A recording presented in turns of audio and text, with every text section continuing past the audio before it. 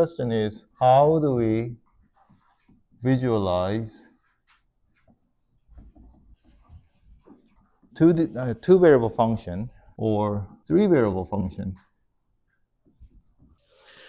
So what I mean by visualize is you can draw a graph, or you somehow make a visible picture or image about that function to know how it looks like.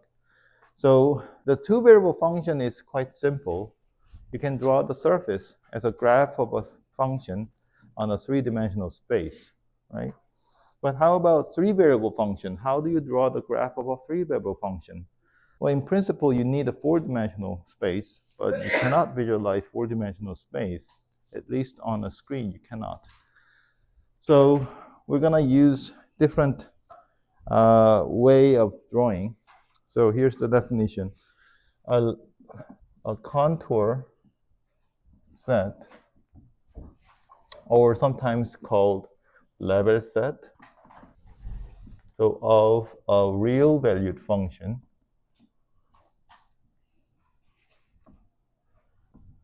f. So real valued means that it takes point as an input and spits the real number, not a point, as an output. So at C, where C is just the real number, is the set defined by LCF. This is just notation, and it's collection of all the x in Rn. So f, let's say, is from Rn to R. So this is the set of n-dimensional points to the real number. And we collect all the n-dimensional points where the value of function is C. So that's called the level set, the contour set. And sometimes we call it level surface or level curve in special occasion. So if f is f of xy, which is two variable, then, or x comma y comma z, then this level set is called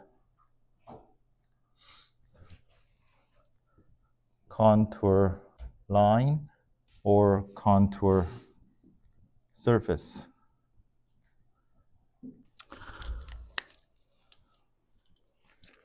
So it's very important to know what this is about, and also you need to know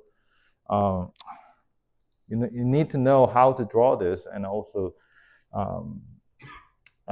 what the geometric property of this, because it will appear in the chapter 4 or 5 when we deal with the gradient descent.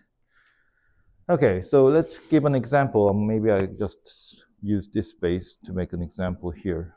So what is the simplest two-dimensional, two-variable function you can think of? So for example, let's say fxy equals to, let's say x plus y. If you want to draw the contour plot, you need a contour, so you need a point C, the value C. So this C is called the level. Okay. So let's see, I have level 0. What is this? I want to collect all the two-dimensional point whose value of function equals to 0, which means that I want x comma y where x plus y equals to 0. Oh, that's simple, right? It's just off diagonal minus 45-degree angle line. This is my level set. And you can see this is the line, so we can call it level curve.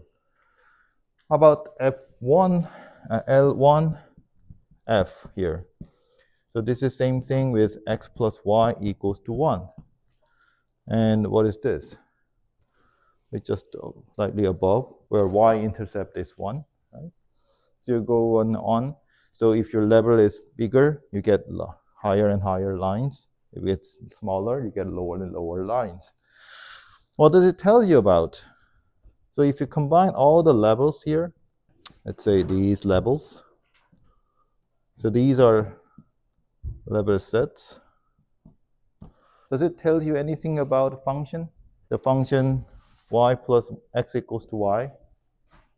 I'm sorry, x plus y equals to z, whatever. It's kind of give you the contour curve of your graph, right? So it's not obvious in this picture, but think about other example. So another simplest example you can think of for two variable function is that x squared plus y squared.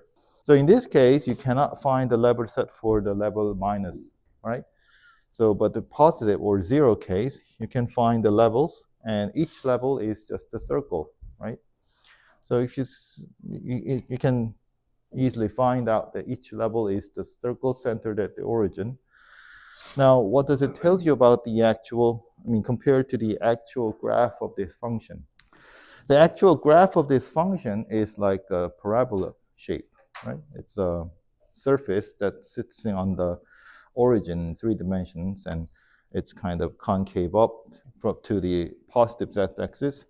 And this circles is somehow, it's like a map. When you look at the map, they have a contour lines, and contour lines means that it's a line that connects the same height, right? So it's kind of show you how the mountain or the geography look like here, terrain it look like, and the same thing happens here. So you have a nice clean picture of your paraboloid, and then you take the contour lines at certain heights, and then you see that this is kind of a map how the contour line paraboloid look like. So this is how you can use the contour set. But in the two-dimensional, two-variable case, you can still graph the entire graph in the three-dimensional space. So it's not really useful. But how about three-dimensional space? And how about three-variable functions? For example, let's erase a little bit here.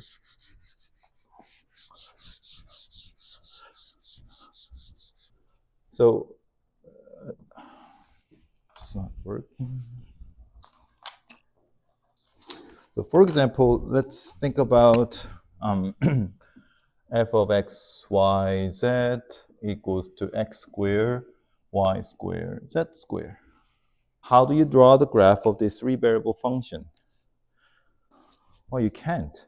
Okay. So all we can do is kind of imagine it, what we will look like if we would draw it in a four-dimensional space. So for example, if the level is 1, then the level set is simply the sphere, right? It's 1. So if you draw in the three-dimensional space, it's just the sphere with the center origin of radius 1. And what happens when you increase the radius? You get this larger and larger sphere. So it's kind of, the sphere is not stacking up each other. It's actually stacking on each axis, a fourth axis, but you cannot see it. So this is as far as we can do to just stack up all the layers in one three-dimensional space. So, however, you can still get an idea of it. So for example, if you take the value of this function to be, let's say, w, and imagine that this w is assigned at every point, three-dimensional point in 3 dimensions, then you can imagine that this is kind of a temperature at that point, or some kind of a physical attribute you can put on that point. Then you want to see how this temperature or whatever attribute is distributed around this three-dimensional space. So one way you can imagine how it's distributed is connect all the points that has the same value, right? So if this is the temperature at some room, then this L1F means that this sphere, whatever the points on this sphere, has the same temperature 1. Right? Then you can imagine also that when temperature is going up, if you want to see all the points where the temperature is 2, it will be the sphere slightly bigger than this with the radius square root of 2. Yes, and then you can see that the temperature is evenly distributed, but it's radiating from the origin. So just by drawing the contour set, in this case, it's a contour surface, you can see how the functions are distributed in the domain space, and then this gives you some kind of visual idea of what the function is. So we're going to draw the contour plot. We're going to draw the contour set. Okay. So I'm going to start from very complicated function here. So for example, in this case, we only draw very simple ones, but what if we want to draw the contour set of this? So let's see.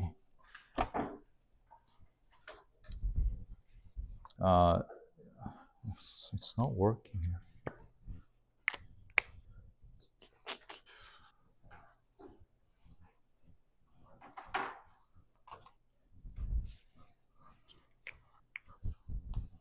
Okay, so here, f of x, y, let's say x squared cosine x, y plus 1 over 2, something like this.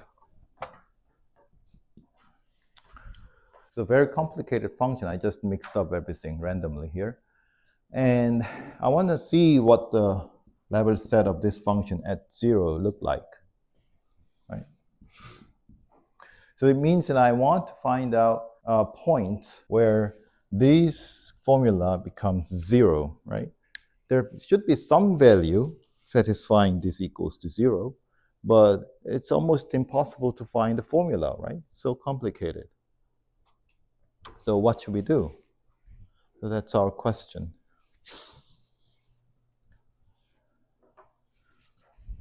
So let's see. So this means we have sine x squared plus cosine xy plus 1 over 2 equals to 0. Okay? So what do we do? What should we do to find the curve or draw the curve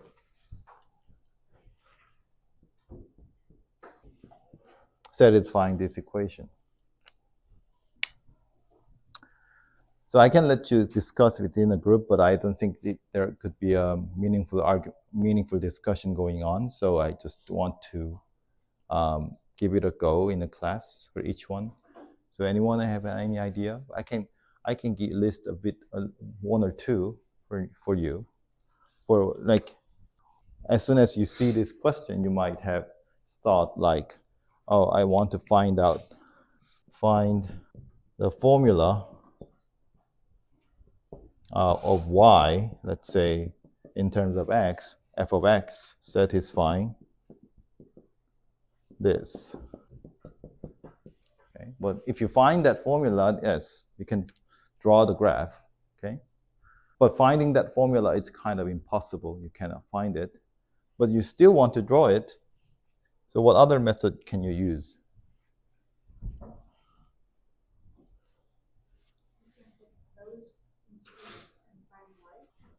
Say it again. Put rows to equal. If we're gonna choose like not finding the function but using the points, we can put value into x and yes. calculate y. Then. I see.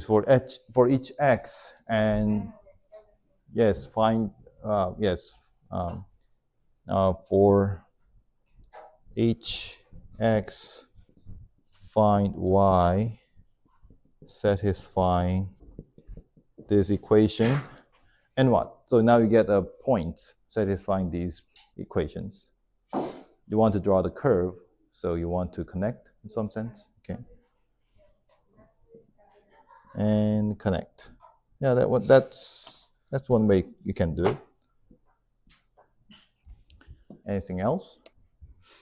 So when I ask this question, many people think that, oh, maybe I can just divide the rectangular domain sufficiently small, and then for each point I can compute the value of the function and then see whether it's close to 0 and then connect those points as a kind of a approximation of this contour line. So grid to subdivide subdivide the rectangular domain and compute the value of the function at each grid point and connect. But there are many ways. Well, not, I mean, these are good ideas, but these are not the way the contour plots are drawn in many of the visualization tools. So there are many visualization tools, even not even for the 2-variable function, even for 3-variable function to draw the contour sets. And these are nice ways, but it's complicated. So people try to think about easiest but most effective way to draw the contour plot. So, so let me give you an idea, and then I'll let you think about this moment to moment to fill out the gaps. So again, what we want to draw is some kind of curve. So let's draw LCF for 2-variable function, okay? So basically, I want f of xy equals to c, okay? I want to find out the point that satisfies this equation. So what we want is, first, we want a window. We need to set the window where our contour plot is drawn. Set the window. So window means that it's the rectangular box, AB to CD. Okay. So, and then do what? I'm going to subdivide the window. And here, subdivision is similar idea in graphing the function. So we're not only subdividing in one direction, we're subdividing in both directions. So we get the small subregion, small rectangular regions. So how many subdivision do we need? Well, it depends. If you have a larger and larger subdivision, the finer and finer the graph will be. So technical definition of subdivision is that you take a sequence of numbers, increasing sequence of number from the left end to the right end. So it's x0, x1, xn equals to b, and y0, c, y1, and ym equals to d. So you get n subdivision for x-axis and m subdivision for y-axis. Okay, so what is the small subdivision here? So now you have ij's subdivision of the region. Subdivision is xi plus 1, yj plus 1. Okay. So that's the ij subdivision. So you're starting from 0, 0 to n minus 1, comma m minus 1. So we didn't do anything about the function yet. We just set the window and then subdivide it. What do we do next? So we're going to approximate, we're going to find out where the point of the contour set lies in this subdivision. So if we do the same thing for each subdivision, we can combine it at the end and then find the entire figure. So, but for now, let's just do it for small subdivisions. So here we have xi, yj, and here we have xi plus 1, yj plus 1. Now, I want to find out where my contour plot points lies inside of this small subregion. How do I find it out? How do I find the small portion of contour plot inside of this small subdivision? So that's the question. So I'll give you the hint, and then you fill out how it's done in practice. So what we're going to do is look at 4 sides. 1, 2, well, it doesn't matter the order, but there are 4 sides. And for each side, you approximate where the point is, where the contour plot intersect this line segment. So for example, let's say we have here, xi comma yj plus 1, right? So if you look at this line segment, you compute the value of function here and here. So f xi yj plus 1 and f xi yj, okay? You know that there must be some point, somewhere in this line, there's a point where the function, the value of function is equal to c if this is bigger than c and this is less than c, or vice versa. Okay, so I want a point where function value is equals to c, but if you look at this continuous line, and at this end, the value of function is bigger than c, but at this end, if the value of function is less than c, the function value must be continuously changing from here to here, from less than c to bigger than c. So somewhere in here must be a point where value of function is equals to c. So how do you find that? How do you find where that point is? That's the question. And then, so let me write the question. So how? So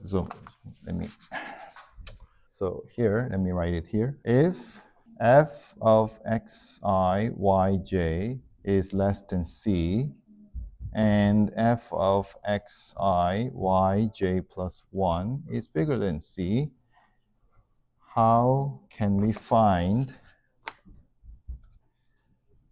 point, let's say x comma y, on this line segment, on the line that has fxy equals to c? So that's the first question. Okay. So and then second question is, let's say we found somehow the point where the value of function is exactly c. And then what do we do next? Do what? What do we do next? So I'll give you time, a little bit of time to think about this, because I could just give you the answer, but I want you to think a bit more, and then you get the answer if you can understand the answer when I give it to you. So maybe you can find your answer on your own. So I'll give you about 2 or 3 minutes to discuss about these two questions, but mainly work on the first one.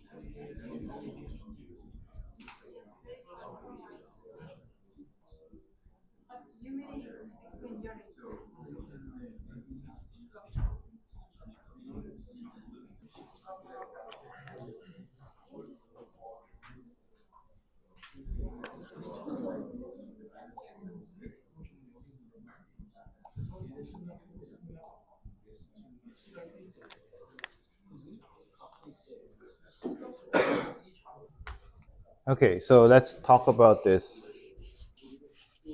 So any group wanna share your idea? How do you find the point? How do you find this point?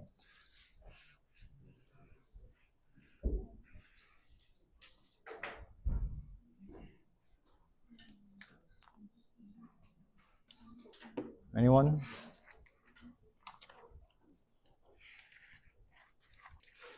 As I said, it's mathematics is a very commonsensical subject.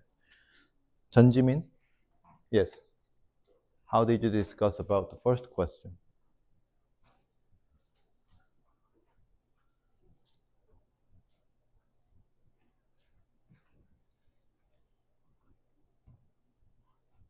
Or the second? Have you thought about the second one? Hmm? Yes. What did you talk about?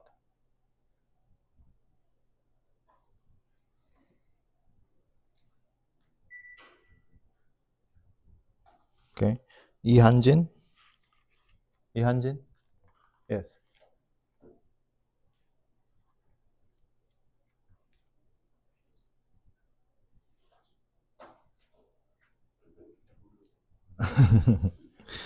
Anyone? So like maybe we have the same x, that's why like take to the range of the first y and second y, and then take the middle value, like find the range, divide it to then take the third value of y and check it and compare it with c, and depending on if it's more and less than c, then like change the range, I change see. the range. Like a bisection method. Yeah. So you keep dividing into half. So until you sufficiently make it smaller, the range make sufficiently smaller. So that's going to be exactly the point where the value is equal to c. Yeah, I think that's a good idea. Yeah, it's very very nice idea. That works. So that's one way you can do it. So let me keep it the record. So here, so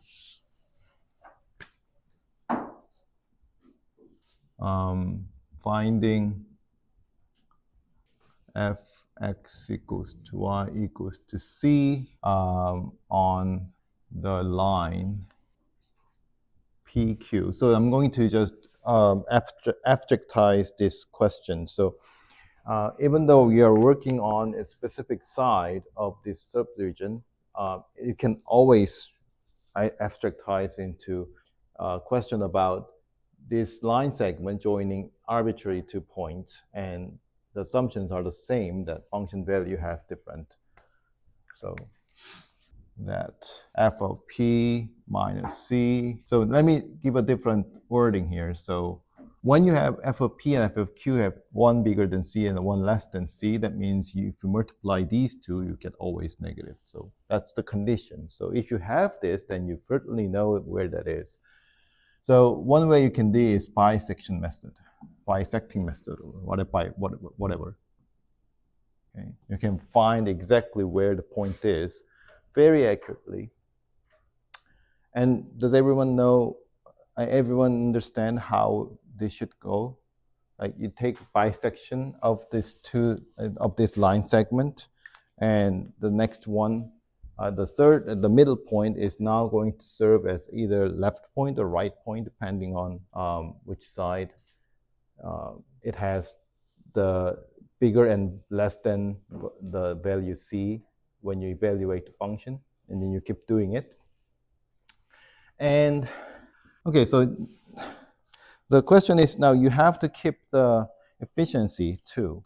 So there's another way of doing it more efficiently. And it's important to get the accurate point, but if your box is too large, then even though you got the right point, but then you don't know what's going on inside of the box. You don't know what's going on in the outside. So it's the same situation that you don't get the accurate number. So what we're going to do at the end is going to shrink the size of a box. So there are going to be lots of boxes. But if you do it for each box bisection method, it's gonna take a long time to compute. So I'm not saying it's the wrong way, but it's just different purpose. So if you want efficiency, there's another way of doing it, a linear approximation. So anyway, whichever way you do, it consists this approximation part. So I said we subdivided the region that we want to draw the contour plot on, and then we approximate the point where the contour plot point is, and then we're going to connect those points. So what does linear approximation do? So think about the PQ again. So when you take a PQ, and let's parameterize the point on that line segment PQ with the CT function. So CT can be parameterized by parameter t, where t it ranges from 0 to 1. So I'm going to let t goes to 0 when we have p and 1 when we have q. So that means it's p plus t times pq arrow vector. So I'm not too rigorous here because I cannot add point to a vector in principle.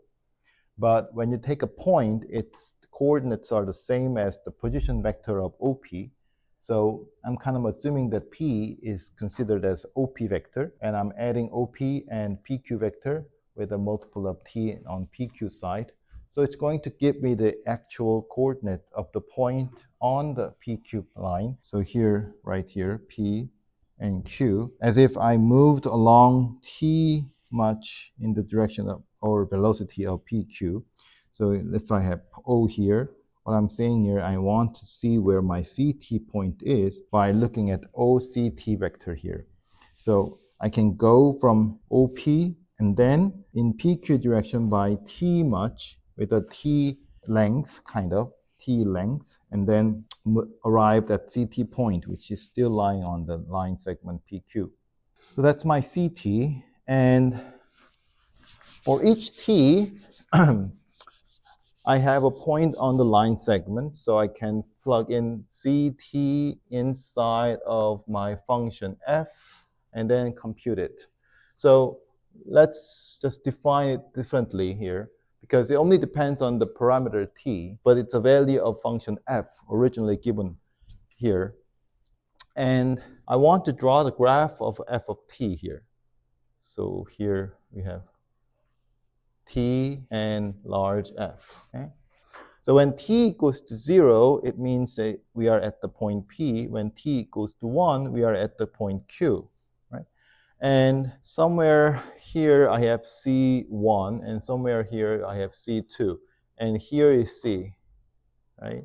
So I know that the value of function f0, which is at fp, is, let's say, less than p.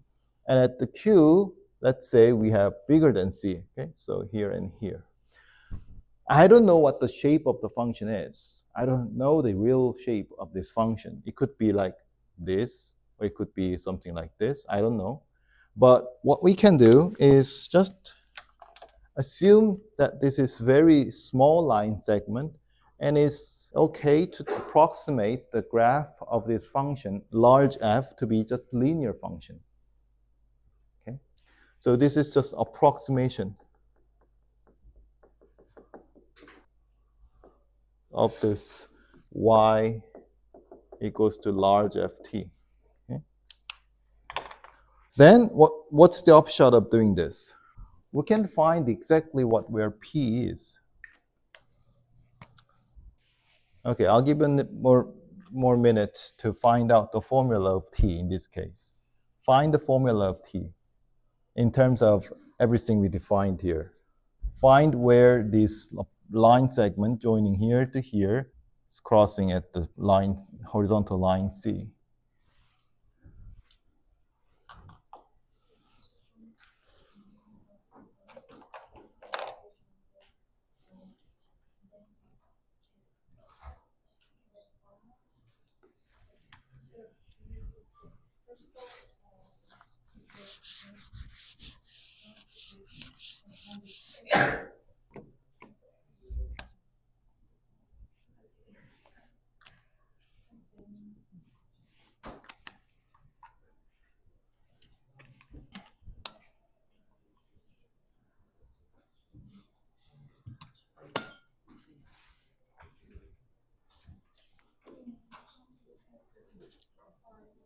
What is the T? So you guys are lost. Let me know if you are lost, because when we do the computation, when we do the coding, without knowing what is going on, you're gonna be lost completely. So better not lost here.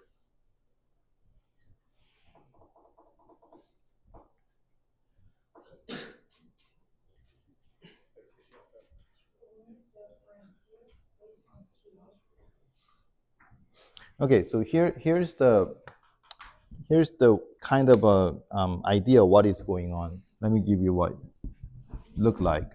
So as I said, let's say we want to draw the contour plot of this two variable function. Okay, and what I did is subdividing the window. Let's say we subdivide it into 4 pieces, horizontal and vertical. And let's say this is my origin. Okay, and let's say I want to find out the linear level curve at level 1. Okay, so I'm not sure what the size of this box is, but let's say the real curve looks like this, right? So this is when I really know the formula of the parametric curve of this level curve, but I don't know the actual parameterization of this curve. So what I can do best is somehow find out all the intersecting points of these contour lines with the grid lines, right? And then connect these lines together so that it kind of approximate the actual contour lines, right? That's what I'm trying to do it here. I just want to find out the intersection of the grid lines with the contour lines. Okay. So how do I know that there is an intersection at all? So, I mean, this is after I already know what the contour line look like. But if I don't know that, then I have to go through each of these line segment of each small segment, each small subdivision. I need to go through each line segment, whether two endpoints of each line segment has a different sign, whether it's bigger than 1 or negative less than 1. And for example, look at this. Look at right here. Look at the point right here. So it must be, it's a line segment joining these two points. And since there is an intersection, it must be on the top, it must be somehow bigger or less than 1 if I compute the value of function at this point, and has to be opposite on the other end, right? So then I know that there must be some intersection here, but I need to know where that is. So that's the two method of finding where. And the second method is, so if you enlarge this, if you enlarge this line segment in the third, so there is a z-axis here. So look at the actual graph of this function. It's a paraboloid, right? So look at the paraboloid here. If you look at the actual segment on the graph of this function over this line segment, it's going to be lies somewhere in here, right? So there is actual value of a function at every point on the line segment. It's not going to be linear. It's going to be change, like there's a wiggling. But since we assume that this line segment is very short, so we can simply take this wiggling line, which is the actual value of function, to be a linear line, and then we can approximate the intersection as the actual intersection of the contour line with this line segment. That's what we are doing. So if you're trying to find exact point, of course you can do it. We mentioned that bisecting method, we can do it, but it will take a long time, or it take lots of resource to compute. So let's take a simple way. So let's try to find what t is. So it's a simple computation. So you want to find out the equation of this line, right? So what is the equation of this line? So it's a two-dimensional curve, in the curve in the two dimension. So y is equals to, what's the slope? C2 minus C1 times x plus what? C1, right? That's the slope. That's the equation. So what we want is x when y equals to c. We want this intersection, right? So x equals to c minus c1 divided by c2 minus c1. So x in this case is t, sorry. So that's the t-axis, t. So that's the t. So I know that when t equals to that, the line will intersect the contour line. Okay, the line segment PQ will intersect that contour line. So what is that? So my R, the intersection between PQ and the contour line, HCF, is given by CT, this T, right? So how do you compute that? P plus T, which is C minus C1 over C2 minus C1 times PQ, right? That's my R. Now I know that this line, at this line segment, there is intersection R. So that's one of the side of rectangular side. There are 4 sides. So in principle, there could be at most 4 intersection points, but there should be at least 2. So whenever you find another one in another side, you can connect these points together, joined by lines, and then connect it as if it's just the approximation of actual contour line, just as we did here. So look at one of the box here. In this box, the intersection appears on this line segment and this line segment. So therefore, you can connect this point and this point together to make approximation of contour line. How about this box? Well, if you find out the values at each vertices of these small subdivisions, you're not going to get a different signs. So you're not going to get any intersection on every sides here. So you're not going to, you don't have anything to connect with. So that's why we have connect as a third step. So basically, drawing contour line is 3 steps: subdivide, approximate, and connect. Okay? So these 3 steps. So remember these steps.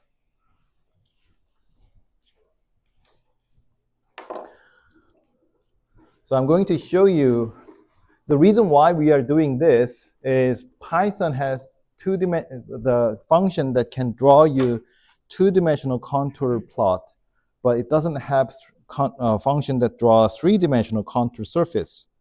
So we're going to implement the function which draws 3-dimensional contour surface, because we will need it when we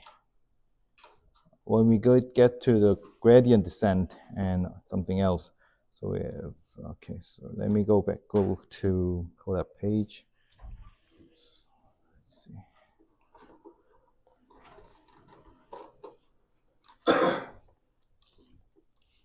And then,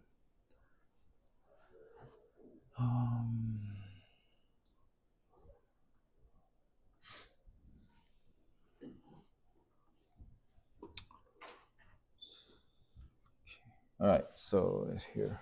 Yeah. Okay, so I'm going to show you first how to use the built-in function. So numpy array import and matplot lib pyplot, and let's define a function. That function, sine x squared plus cosine x times y plus 0.5. And let me show you first. So I'm going to use contour function here, but the contour function takes at least four values here. So xx and yy will be the mesh grid of subdivisions of x and y coordinate, -1 to 1. Let's say I'm going to subdivide into 100, so I can delete the 100 here. or maybe not one minus 1 to 1. I think it's minus 2 pi to 2 pi. That's better. That gives me a better picture. So minus 2 pi to 2 pi. And my I need my z coordinates. So that will be the data of all the z coordinates of each point, at each grid point. And the contour plot takes xx and yy and zz. And then I need the levels. Let's say I need level 0. So I want this function to be equals to 0. I want to know where this function becomes 0 here. So you can put more levels here, but I just have 1, which is 0.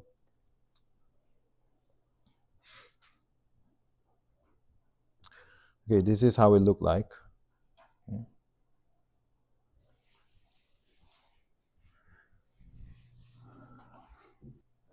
So you see the contour plot does look like kind of a polygon here. The reason why it's polygon is that it's still approximation by lines.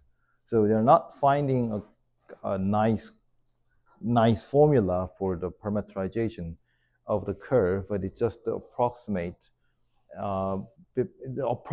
based on the information we're given. So here, so we are only given the information where our window from minus 2 pi to 2 pi is chopped up into 100 pieces or 99 subdivisions for x and y axis, and so it's 99 square number of subregions, and at each subregion we want to approximate where the intersections is, and then approximate the contour line with the connecting of these 2 points. So this is what it looked like. So you can imagine, so this is somehow, you have a graph of a function. Let me draw the graph of this function and see what really look like. So xx and yy, so let's, we have axis,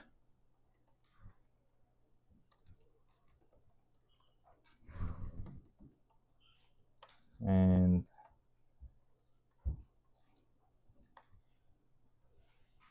so this is what actual function look like. So if I, so scale is not right. So it looks like it's very high, but it's not really high. The scale is small here. But anyway, you can see lots of spikes here. So the contour plot means that since we take a contour plot at the level 0, it means that we take a surface at the height 0, and then you look at the intersection of that surface with this surface. So intersection of the planar surface at the height 0 with the graph of this function. So that's exactly here. That's what this looked like. So you can imagine why this has lots of circles here, because it has lots of spikes, right? You can make it simple. Let's say, how about instead of having this complicated thing plus 2 times x times y plus 3 times y square. So I think I should make, so okay, so the level is now 2. So now function is x squared plus 2xy plus 3y squared. And the level is 2, meaning that these are the points where x squared plus 2xy plus 3y squared equals to 2. And let's draw the same thing here. So this is the graph of the x squared plus 2xy plus 3y squared. Just I made changed a bit a while ago. And drawn in the same xy axis here. And then what I have on top as a contour plot is the intersection of this surface at the level 1, right? So this is the level 2. So if I take the plane, which is parallel to xy plane at the height 2, and then take the intersection with this surface, I get a nice ellipse shown right here. There's a nice ellipse here. So that's what the contour line is about. So yeah, this is how you can draw with a given function, but we want to make on our own, and that's the project. That's the theme of the project. So let's do it here. So first of all, let's say I'm gonna take the same function and take the same thing out here, everything here, same thing. So what do? So we need to go through each of these subregions. I want to go through every single subregions which I subdivided in. So how do you label this? So we have a mesh grid of two-dimensional region. Okay, so we have a row index and column index. So I'm not sure whether which one is 0, 0, but doesn't matter. So 0, 0, let's say start from here. Then you can move to the right to increase your row index, and then move to the up to increase your column index. But you have to do it both independently to get to the end. But however, the mesh grid gives you the endpoints, not the grid points. I mean, not the index of your subregions. So your index must range from 0 to 98, right? 0 to 99, right? 0 to 90. So no, 0 to 98. So that gives you 99.99 subregions. And then also you have to go through I in the range of 0 to 99 here. So the reason why I'm having not 100, although we subdivided into 100 mesh grid points for each horizontal and vertical axis, I only want to go through up to 99 because you see, if I have 1, 2, 3, 4, index is 0, 1, 2, 3, 4, 1, 2, 3, okay? I want this 3, okay? I only need to assign 0, 1, 2 for each of these 3 subdivisions. I don't want to go to 3 because there is no third, okay? 0, 1, 2. So that's why I need 1 less than 100 here. So at each this subregion, what do? There are 4 sides, right? So let's think about the first side. So first side, it has, what's the coordinate of it? So we have xx, ij, yy, ij, and the next point, let's say xx, I plus j, and j, yy, I plus 1j. Okay. So this is the left bottom point, and this is, I think, the right bottom point. And then you get the one side. And what do? Oh, by the way, let's take a level as c, and equals to 2 in this case. I need to find whether this happens, right? I need to know whether the value of function is differ between this value c. So so I want to plug in the point P into the function f, but I'm going to give you the way how it is done, like this one. So fp minus c times fq minus c less than 1. Then you need to find out where the intersection is. But be careful about this star sign here. The star means that I'm not looking at the value of P itself. I'm looking at the address of the data of P. So why do I need to look at the address? Because I want to plug in 2 values, x and y, right? So if I just use P, the P will be stored in x, but P stores x and y. So instead of just plug in the value in x, I want to give you the address, and then so that this function can access to the address, memory address, and then look up the 2 values in that address stored in SQL as x and y value of the points. Okay, so that's why I used the asterisk here. So in that case, what is my t?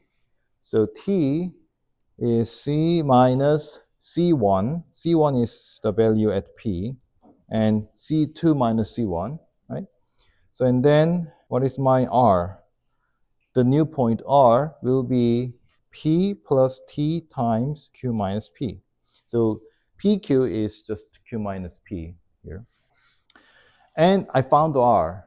Now I have to take a record of my r because I need to know where my r is until I finish searching for all the intersection for each side of the subdivision. So I need somewhere to keep my record. So let's take PTS as empty array of size 0,2. So 0 means that there's no row, really empty. 2 means that there's 2 column. And I'm going to append our stack vertically the last intersection R points to the data, PTS data here. Okay. Let me just double check whether I made mistake here or not. So we have P plus T. Yeah, I think it's right. All right, so what do we do next? So we examined one side of a subdivision, right? So we are still in the same subdivision. So we need to work on the next side. So what's the next side? So there are 3 more. So I'm going to copy paste and just slightly change my index here. So we start from where we left. So we left at I plus 1 comma j, and the next destination is I plus 1 comma j plus 1, right? So we do the same thing here. So as long as we change this P and Q information, everything else is the same. And what do we do next? So we do the same thing. So we start from I plus 1 comma j plus 1 to I comma j plus 1, I comma j plus 1. So and then this is the third one. So what's the next one? We come back. We come back to the original. So we have I comma j at the end. So after finishing this, you probably have the numbers, 2 or more numbers, or 0 or 2 or more, right? There's no 1 points stored in the PTS here. So what we want is we want to connect all the points in the PTS. So here's the catch here. If you have exactly 2 points in the PTS, you can connect them too, right? But if you have 3, what do you mean? What does it mean? If you have 3 points stored in the PTS, that means there are 3 points found in 3 different sides of the intersection. So you want to connect all 3 like this, okay? So it's stored in SQL, so it must be 1, 2, 3 in position. So you want to roll back 3 and 1 here, back again. So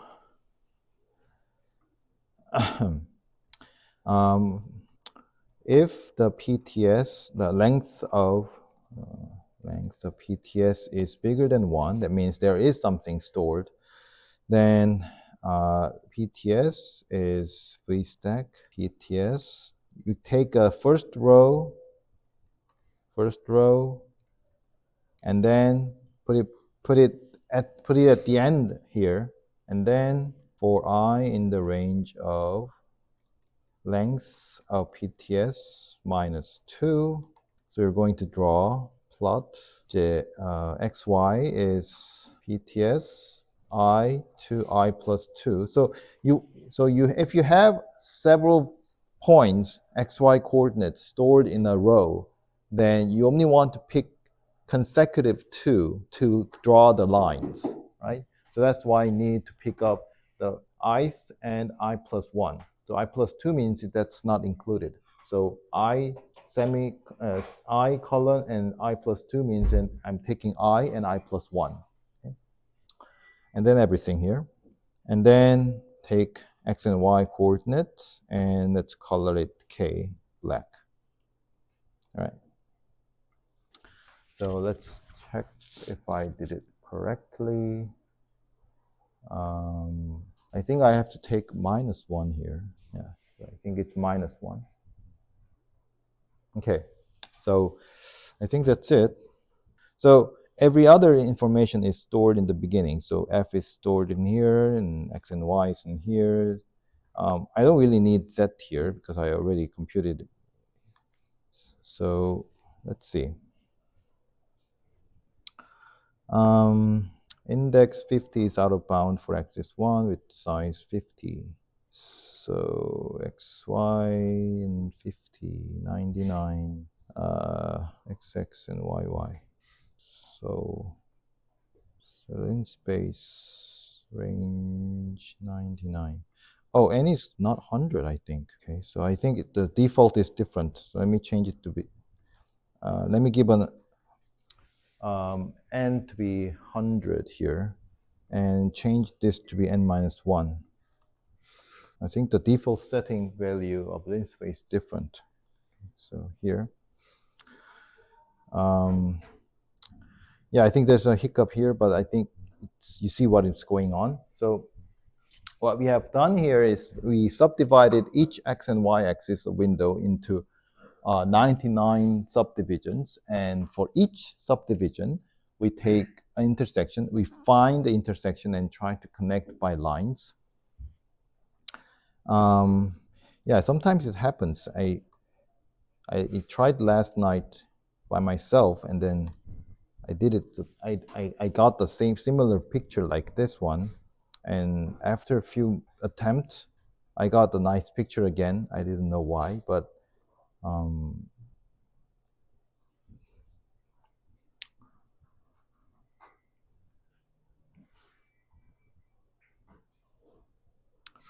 so let's see. So we empty the shape, and then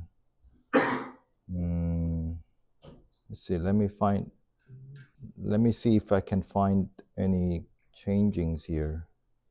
So numpy empty and shape and xy.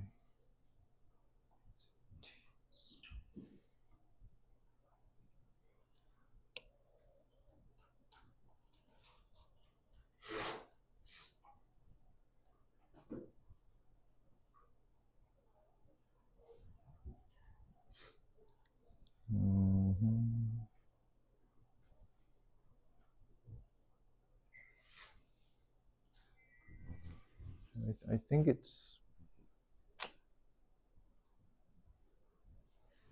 think it's okay, but let's see.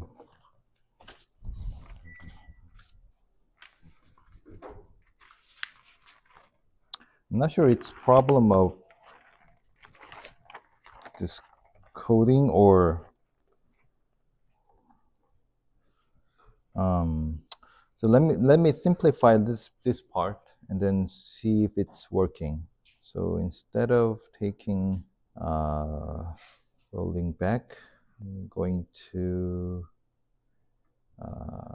okay, so here I'm going to take PTS 0 to 2, everything. Okay, so now it's working. Okay. So I deleted the case when I rolled back the first points. So which means that I'm kind of eliminating the case when we have 3 or more points on one subdivision. So if you take the smaller subdivision, this case almost never happens. So it's okay to eliminate that. So now you get the nice ellipse, just as we saw in the previous picture here, right? So if you scale it right, you get the same picture. So how do you now? So if you follow this through up to now, I mean, many people are kind of lost, I think, right? So, but I hope you do. If after this class, I hope you do understand what's going on. And we want to find out the contour surface. You want to draw the contour surface. Okay. How do you draw the contour surface?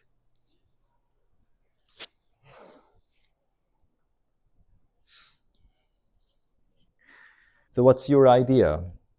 So you don't have to understand the code right now. So at least just understand what we did here. So we wanted to find out the intersection between contour line and the side, the grid lines, which are the sides of the subdivisions. So now we are in the contour surface, which is the contour set of the three variable function. How do you make it possible? How do you visualize that?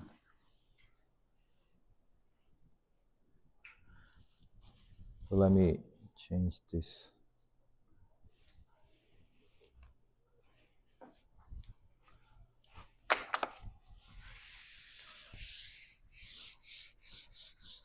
So idea is the same.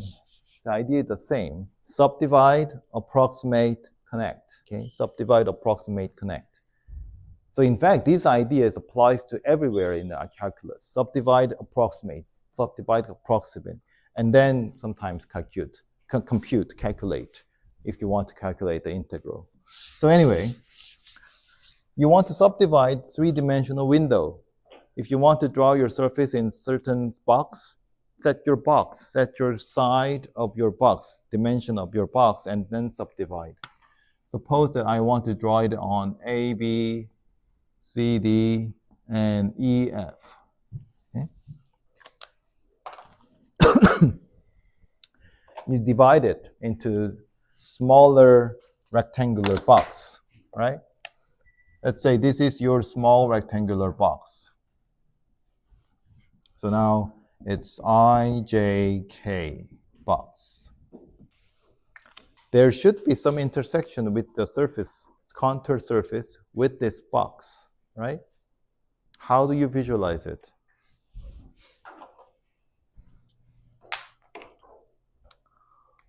Let's say your surface is penetrating. Somehow there's a behind is going on. Somehow you see what is going on. So this is the side, the edge of the box, and this part is your surface, the contour surface. So maybe you want to fill some colors inside of the surface, but let's be more concise, be more efficient. I just want to draw the boundary of this intersection, and it will give me a nice picture as it is. So, so I think this one has to be like this one. So if the surface is penetrating this small box like this, all I want is finding these points. All I want is these points, finding these points. And then do what? I want to connect it. But I don't want to connect this point to this point to that point. I only want to make a connection on the side, on the face of this subregion, right? So I want to connect this line. I want to connect by this line. I want to connect this line, this line, this line, this line. So every line must lie on the face of the small box. And then once I connect these two lines, these 2 points by lines, it will look like a surface, right? Because there are more boxes. So they are connected to each other. So the question is, how do I find such intersections? I did the same thing. How? First, I need to find out each faces. How many faces are there? 6. I need to take 6 faces. And for each faces, how many lines are there? 4, right? So in each 4 sides, I take, let's say this is my side and this is my face. I take one side and take 2 endpoints and then see the value of function and then check whether the value of function lies in between C, the level. And if it does, then I take the linear approximation to find where the intersection must lie in that line segment. And then I do that for the other sides. And then what? Just connect. Right? Connect all the intersections. And I do that for every faces, and I do that for every box. Okay, is the idea clear? Yes. It's complicated. It needs lots of coding. But once you know what's going on in the 2D, it's not hard.